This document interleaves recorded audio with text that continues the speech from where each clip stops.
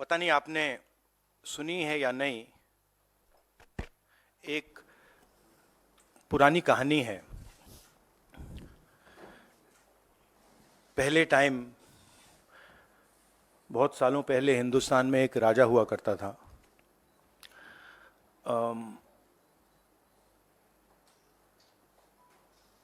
उसके खिलाफ सारे लोग खड़े हो गए थे। पूरी जनता, सारा का सारा ऑपोजिशन उन पर आक्रमण कर रहा था और वो टेफ्लॉन जैसे थे। उन पर जितना भी आक्रमण करो कुछ होता नहीं था। तो थोड़े साल बाद जो ऑपोजिशन के लोग थे, जो उसको रेजिस्ट कर रहे थे,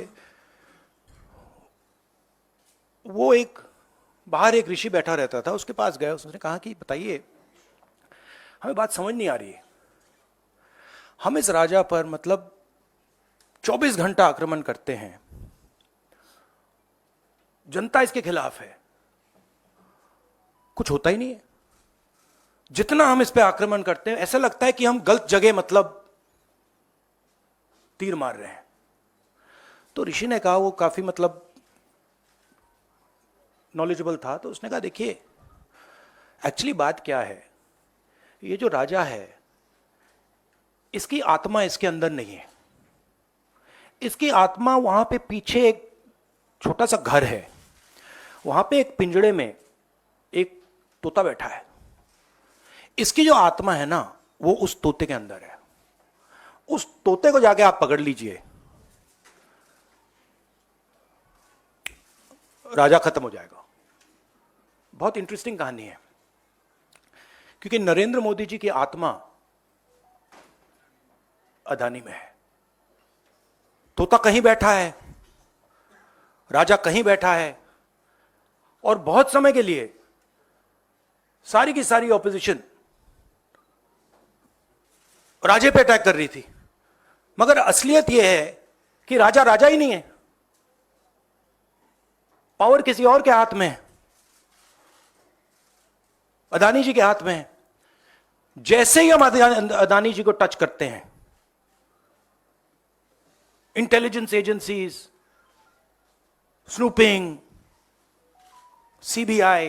मैं पहले सोचता था number 1 prime minister, number 2 Adani, number 3 Amit Shah.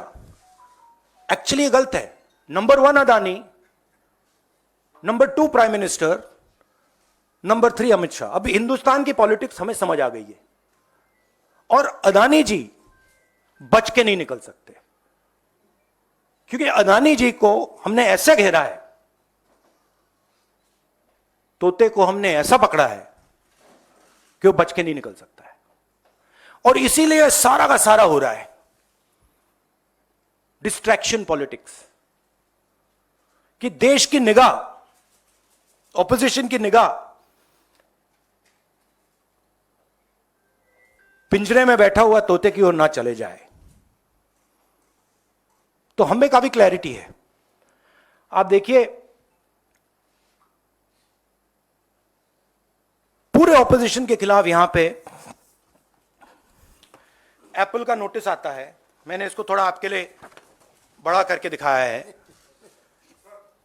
देखिए, अच्छी तरह देखिए, ये तोते का काम है, राइट? इसमें लिखा है, Apple believes you are being targeted by state sponsored attackers who are trying to remotely compromise the iPhone associated with your Apple ID. अब ये मेरे ऑफिस में सब लोगों को मिला है, वेणुगोपाल जी को मिला है, कांग्रेस पार्टी में लिस्ट बनी हुई है, पवन खेड़ा, सुप्रिया, सीताराम येचुरी, अखिलेश यादव, प्रियंका चतुर्वेदी, महुआ मोइत्रा, राघव चड्ढा, टीएस सिंहदेव, लिस्ट है। और ये सारे के सारे किसी ना किसी तरीके से इस मामले में इन्वॉल्व है। और देश के युवाओं को मैं समझाना चाहता हूं, बताना चाहता हूं यहां हो क्या रहा है।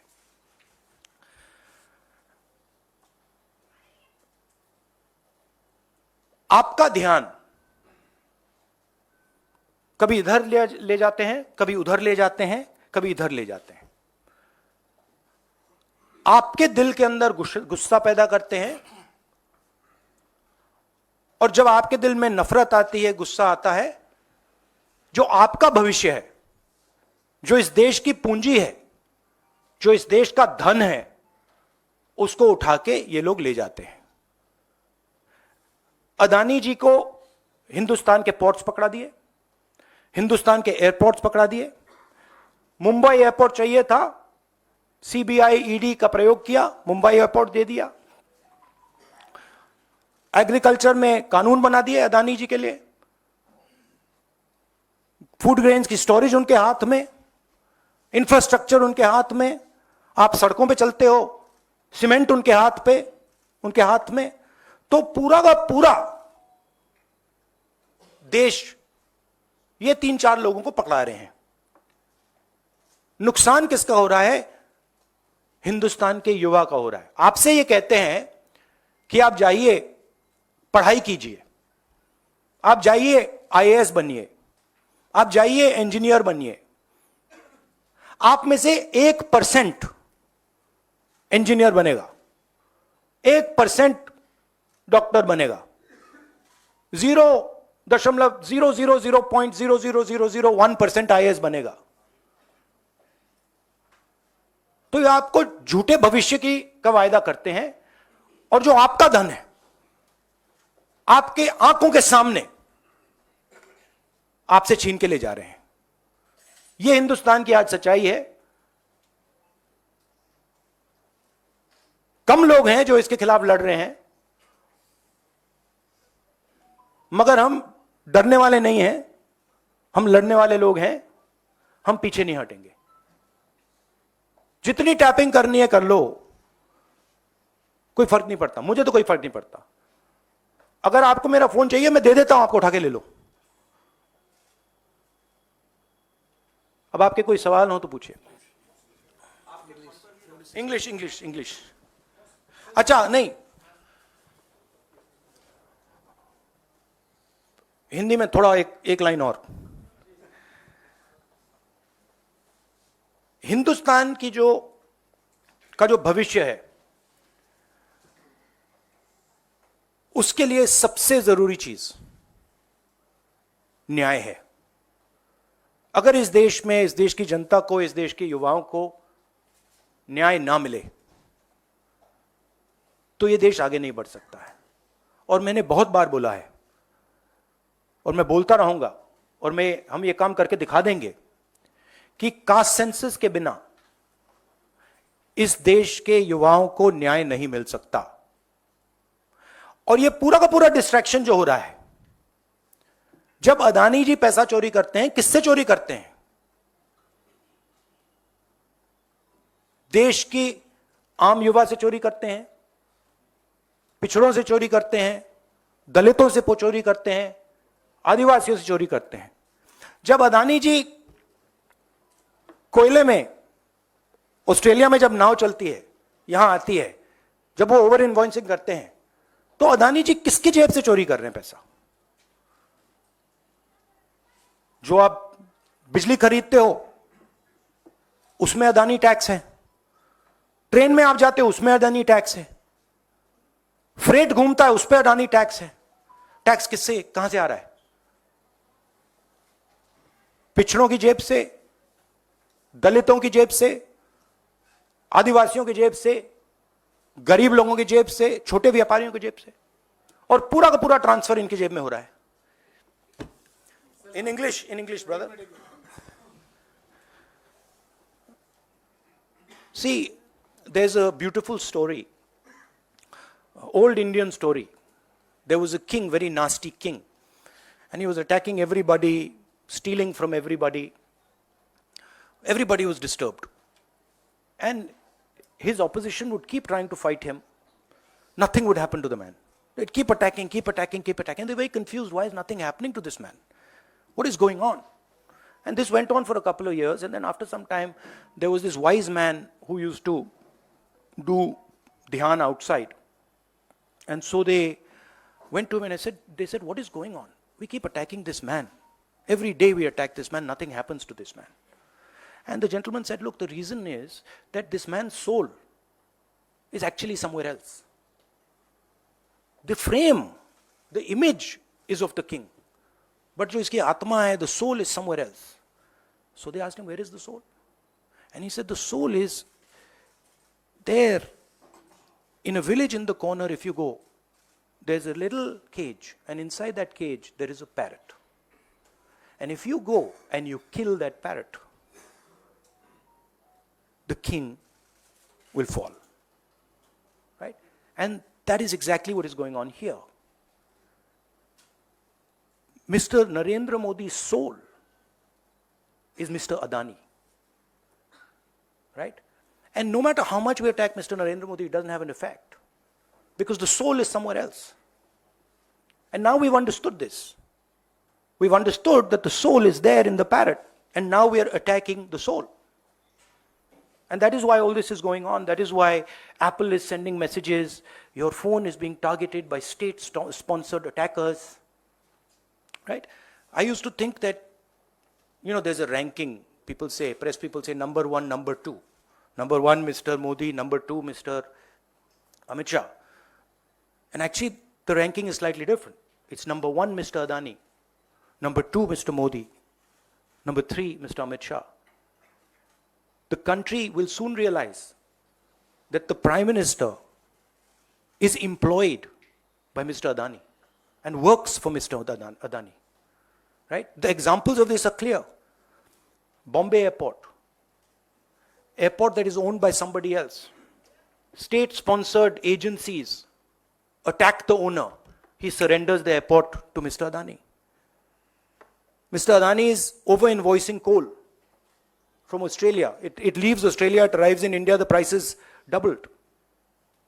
No inquiry. Nothing. No ED, no CBI, nothing. Who's paying for it? When we are using electricity, poor people of this country using electricity, we're giving Adani tax.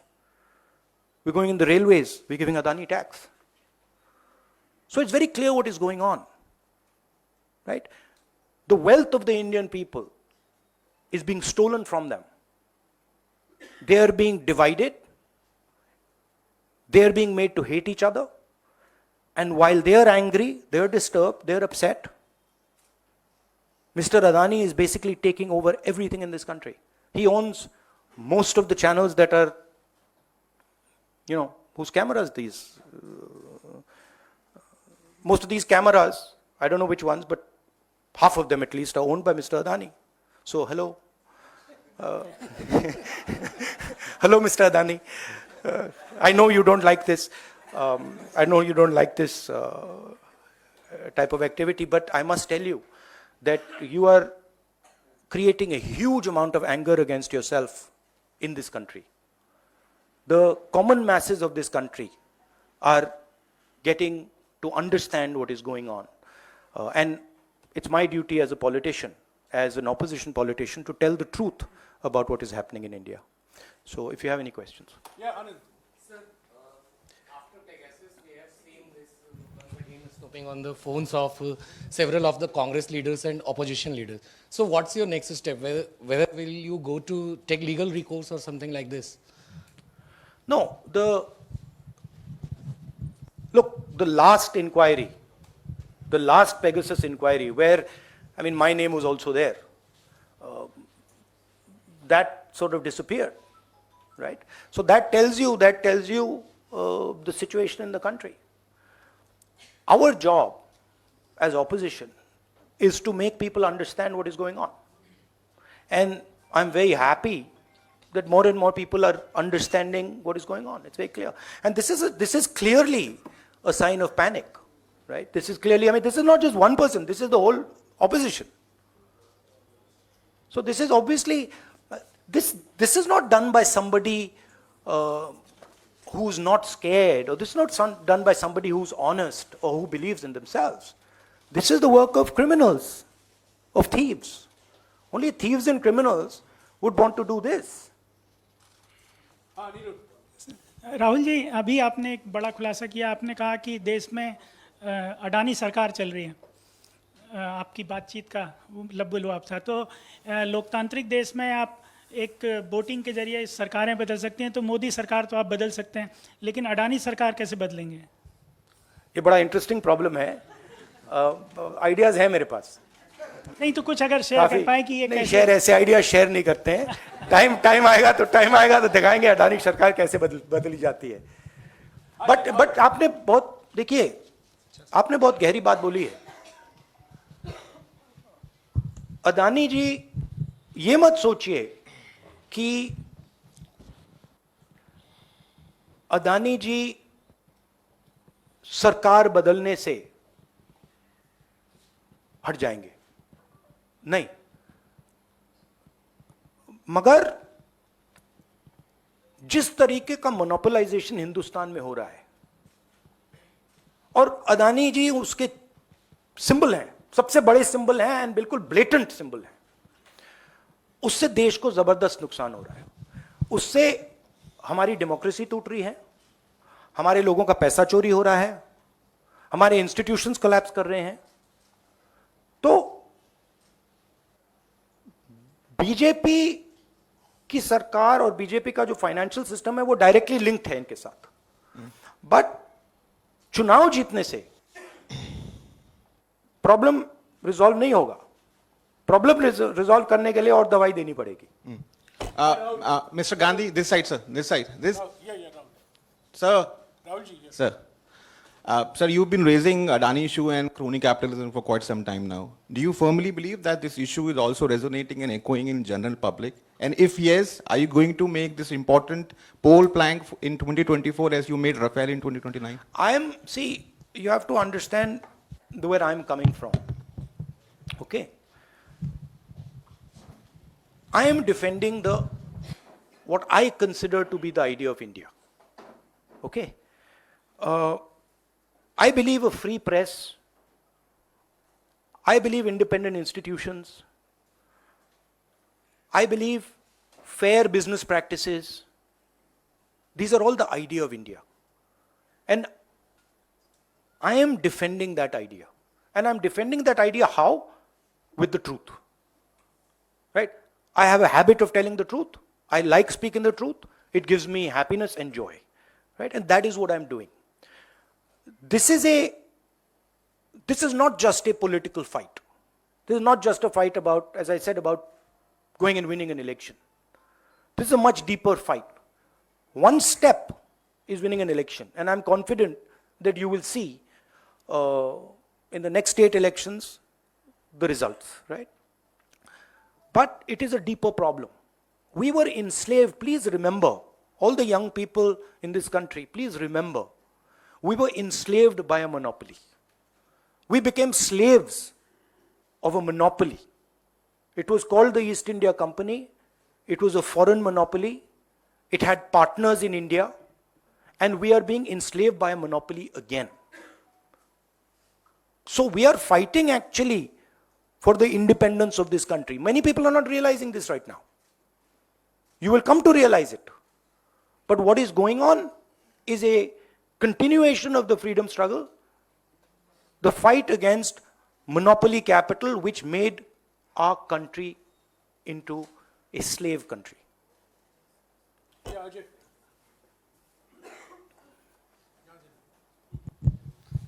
Rahul ji, अब आपको राजा के तोते का भी पता चल गया है और आपके पिछले कुछ सालों से लगातार अडानी के मुद्दे को उठा रहे हैं। आपको लगता है कि ये जो लड़ाई है अडानी, आप लगातार कहते हैं कि आपको अडानी से प्रॉब्लम नहीं है, मोनोपोलिज्म से प्रॉब्लम है। ये जो लड़ाई है, ये लड़ाई सिर्फ आप जिस तरह से आगे लेके जा रहे हैं, आपको लगता है कि मोदी सरकार से लड़ने के साथ साथ एक अपोजिशन के अंदर भी जो एक यूनानिमिटी आपको बनानी होगी कि एंटी अडानी या मोनोपोलिज्म ऑफ अडानी, वो भी एक बहुत बड़ी लड़ाई है जो आपको आगे लड़नी है? हाँ, सही बात है। बट देखिए, जिस लेवल का मोनोपोलाइजेशन हो रहा है, ठीक है, उससे सारे लोगों पर असर पड़ रहा है। आप झिझक झिझक के क्वेश्चन पूछ रहे हो, जनरली आप नहीं, बट जनरली जो आप थोड़ा घबरा के क्वेश्चंस पूछते हो, उसी मोनोपोली का असर है। ठीक है, कोई गैस सिलेंडर 1000 रुपए का दे रहा है, उसका लिंकेज है कोयले से, उसका भी कारण मोनोपोली अदानी। एयरपोर्ट में अदानी, माल अंदर आता है हिंदुस्तान में अदानी। तो मोनोपोली का इफेक्ट सिर्फ पॉलिटिकल लोगों को नहीं हो रहा है। हिंदुस्तान दो भागों में बट रहा है, एक प्रो मोनोपोली, एक एंटी मोनोपोली। जो अदानी जी के खिलाफ बिजनेस वाले लोग हैं, वो भी इस बात को समझ रहे हैं, दे आर एंटी मोनोपोली। तो देश दो पार्ट्स में डिवाइड हो रहा है, pro monopoly, pro Adani control, and anti monopoly, pro people control. ठीक है, उसमें जनरली जो ऑपोजिशन की पोजीशन है, ब्रॉड जो पोजीशन है, वो एंटी मोनोपोली कंट्रोल है। राहुल जी नमस्कार। हाँ,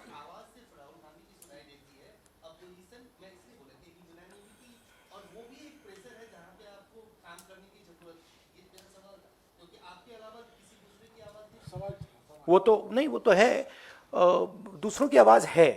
इट इज नॉट दैट दूसरों की आवाज नहीं है। आप लोग थोड़ा ज्यादा मेरे ऊपर फोकस कर जाते हो। राहुल जी नमस्कार। राहुल जी नमस्कार। इधर नहीं नहीं नहीं, मैं अकेला नहीं हूं। ये एक कॉन्सेप्ट है, एक आइडिया है, हिंदुस्तान का एक आइडिया है। मैं अकेला नहीं हूं, करोड़ों लोग खड़े हैं मेरे साथ। वो अलग बात है कि उनके हाथों में लाखों करोड़ रुपए नहीं है, मगर वो सब खड़े हुए हैं, सबको दिख रहा है, सबको दिख रहा है देश में क्या हो रहा है। अदानी जी एज नंबर 1, सबको दिख रहा है। राहुल जी नमस्कार। राहुल जी मेरा सवाल है, आपने निष्पक्ष, राहुल जी इधर सामने, आपके ठीक सामने। राहुल जी नमस्कार। अब मेरा सवाल है, जिस तरीके से निष्पक्ष न्याय का आपने जिक्र किया है और उसमें भागीदारी रिजर्वेशन को लेकर ओबीसी का आपने जिक्र किया है, कल एक फैसला आया सुप्रीम कोर्ट का, क्या आपका ये जो बयान है इससे जुड़ा हुआ है, या कैसे न्याय कैसे निष्पक्ष सुनिश्चित हो, भागीदारी क्या न्यायपालिका में भी, क्या आप उसका जिक्र करें? आरक्षण का ये इशू स्पष्ट कीजिए। ये देखिए, मराठा आरक्षण को लेकर भी लड़ाई एक सिंबल है। अदानी जी एक सिंबल है। जैसे आपने कहा, मेरा पर्सनली अदानी जी के खिलाफ कुछ नहीं है, ठीक है। मैं स्ट्रक्चर को देख रहा हूं और मुझे स्ट्रक्चर में प्रॉब्लम दिख रही है। अगर अदानी जी का कोई और नाम होता तो मैं उसके बारे में बोलता। तो Adani ji has become a symbol of monopolisation of India, and monopolisation अब सब जगह पहुंच गया है। देखिए, पहले मोनोपोलाइजेशन बिजनेस में था, अब मोनोपोलाइजेशन रेलवेज में आ गया, ट्रांसपोर्ट में आ गया, पोर्ट्स में आ गया, एयरपोर्ट्स में आ गया, यहां आ गया, ईडी सीबीआई में घुस गया। Adani is controlling ED and CBI, brothers, right? Bombay airport, he got Bombay airport by controlling CBI and ED, so he's controlling the country. So that is my problem, number 1. अब main बात क्या है कि number 1 Adani monopoly, number 2 monopoly जो देश के पिछड़े लोग हैं, दलित लोग हैं, आदिवासी लोग हैं, उनका सरकार को चलाने में उनका रोल ही नहीं है। मैंने उस दिन आपसे पूछ दिया, शायद पूछना नहीं था, बट इसमें इस कमरे में कितने पिछड़े लोग बैठे हैं? नहीं, अब आप बैठ गए, आए हो, पता नहीं स्पेशल इनवाइट, बट एक ठीक है, आप एक हो ना? ठीक है। आपकी आबादी कितनी है हिंदुस्तान में? कितनी होगी? ओके। अब आप देखिए, आप हैं रिपोर्टर्स। अब आप मुझे बताइए, इंडिया के जो टॉप मीडिया कंपनीज हैं जो आपको कंट्रोल करती हैं, उनमें से ओबीसी सीईओज कितने हैं? दलित सीईओज कितने हैं? आदिवासी सीईओज कितने हैं? ओनर्स कितने हैं? जीरो। अब this is a huge problem for the country. This is another type of monopoly. So these two monopolies are connected. Adani's monopoly and caste census are directly connected. And what I'm trying to do is show the connection to the people of India. कि ये connected है, कि यहां पे 90 लोग हिंदुस्तान को चलाते हैं, उसमें 3 पिछड़े हैं. पिछड़ों की आबादी 50%, बजट का कंट्रोल 5%, आदिवासियों की आबादी 12%, कंट्रोल 0.01%, मतलब 100 रुपए में से 10 पैसे. दलितों का कंट्रोल 1%, 100 रुपए में से 1 रुपया. तो दिस इज नॉट एक्सेप्टेबल. अगर हम मतलब सुपर पावर की बात कर रहे हैं, देश की प्रगति की बात कर रहे हैं, तो ये स्ट्रक्चर एक्सेप्टेबल ही नहीं है.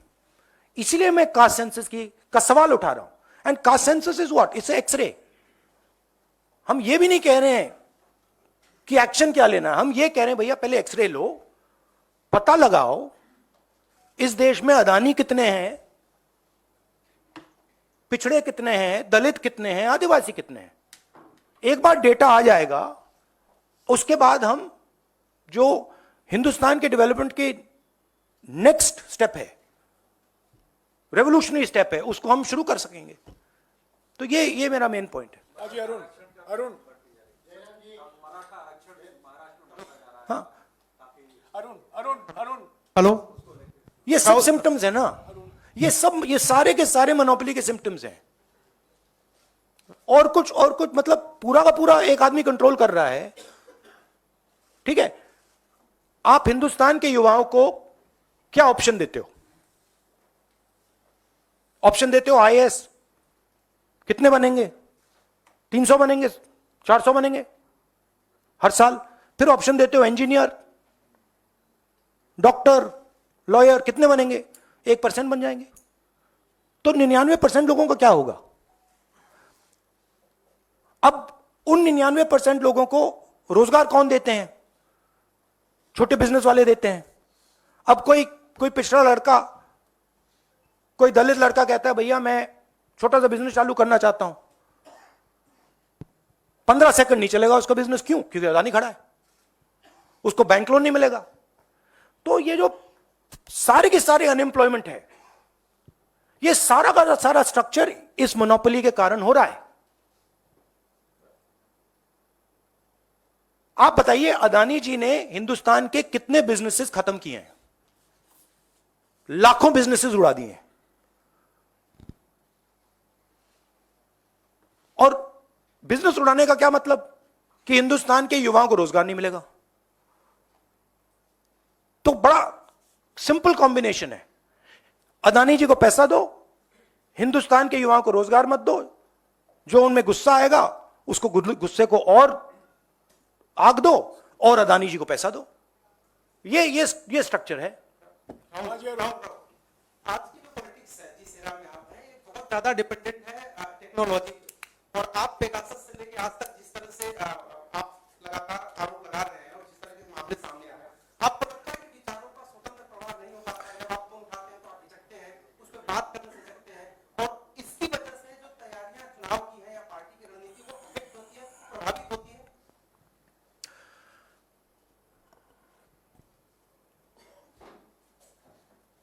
देखिए, एक लेवल पे होता है. एक लेवल पे हमें मीडिया की ज़रूरत है, हमें सेल फोन की ज़रूरत है, मेरा मतलब यूट्यूब चैनल है मेरा, उसको बंद कर रखा है, मतलब सप्रेस कर रखा है, मेरे ट्विटर को सप्रेस कर रखा है, फेसबुक को सप्रेस कर रखा है, हम सब जानते हैं। आपको आंकड़े चाहिए हम दे देंगे। एक लेवल पे ये है, बट दूसरी लेवल पे क्या होता है, जब ये सारे रास्ते बंद हो जाते हैं तो फिर हमें इनोवेट करने की जरूरत होती है और फिर सचमुच की राजनीति शुरू होती है। मतलब ये लोग सोचते हैं कि भैया हम टेक्नोलॉजी को कंट्रोल करके हिंदुस्तान के युवाओं के अंदर जो दर्द है उसको कंट्रोल कर लेंगे। वो नहीं आएगा हाथ। हम अडेप्ट कर रहे हैं। भारत जोड़ो इसका एक बहुत अच्छा उदाहरण है। उसमें कोई टेक्नोलॉजी की जरूरत नहीं है। आप पूरी टेक्नोलॉजी बंद कर दो, बंद की इन्होंने, पूरा मतलब दम लगा दिया, कोई फर्क नहीं पड़ता। तो एक्चुअली जिस लेवल पे हम पहुंच गए हैं, मुझे लग रहा है, बड़ी इंटरेस्टिंग बात है, मुझे लग रहा है कि पुराने औजार ज्यादा बेनिफिशियल हैं, ज्यादा इफेक्टिव हैं और हम इनको पुराने औजारों से ही मारेंगे। आप देख लेना, एंड में ये पुराना औजार, सबसे पुराना औजार कौन सा है? सच्चाई है। उसी से हम इनको पकड़ के, आखिरी सवाल संजीव, कोई भाग नहीं सकता। Last time, this issue, the issue of snooping came up was last year, when the Pegasus issue had come up and the entire monsoon session of parliament had been washed away. Now this time again this issue has come up. So how are you going to strengthen the voice against this issue and whether it is going to die down again? And what you plan to do going forward, whether you're going to move the court or go to the people or how? No, we are, as I've been saying, we have moved. Our political system has moved, right? It started in 2014. I would in fact say it started, in 2014. I would say that the concept started in Gujarat in 2002. And then the concept evolved and the concept spread, the idea spread from Gujarat, which was pure monopoly, to the rest of India. We have now entered a different politics, where the old tools and structures don't work. Look, this, if you had given me this in, Manmohan Singh ji's government time or Vajpayee ji's government time, this was explosive. This was like dynamite. It would blow any government to bits. If you had given, in Vajpayee's government, if you had given me Rafael, I'd have blown the government. You wouldn't have found the government, right? If you had even given me the fact that CBI raids the Bombay airport owners and the thing goes to Mr. Adani, that would have toppled the government, right? So the old tools just don't work anymore, which means that the structure is broken, which means new tools have to come and then new structure has to be built, which for me is a very interesting and exciting time. Because, no, seriously, because we can construct things that we could never have imagined 5 years ago, 7 years ago, 10 years ago.